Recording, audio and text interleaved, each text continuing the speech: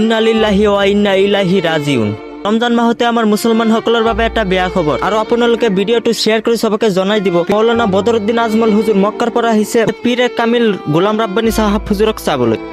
আসসালামু আলাইকুম friends, welcome to my blog. Ramzan মাহতে আমাৰ মুছলমান সকলৰ বাবে এটা বেয়া খবৰ। পীৰে কামিল আল্লাহৰ অলি মৌলানা গোলাম ৰাব্বানী গোটেই মুছলমান সকলৰ নয়নৰ মণি, অসমৰ হুজাই জিলাত বসবাস কৰা তেওঁ আছিল এজন আল্লাহৰ অলি। মৌলানা গোলাম ৰাব্বানী সাহাব আৰু আমাৰ মাজত নাই। ইন্না লিল্লাহি ওয়া ইন্না ইলাইহি ৰাজিউন।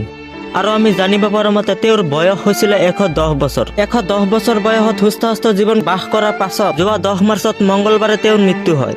আৰু আল্লাহৰ অলিক চাবলৈ বহুতো মানুহৰ ভিৰ কৰিছে। লগতে মৌলানা বদৰুদ্দিন আজমল হুজুৰ মক্কাৰ পৰা আহিছে হুজাই জিলাত আহিছে পীৰে কামিল গোলাম ৰাব্বানী সাহাব হুজুৰক চাবলৈ।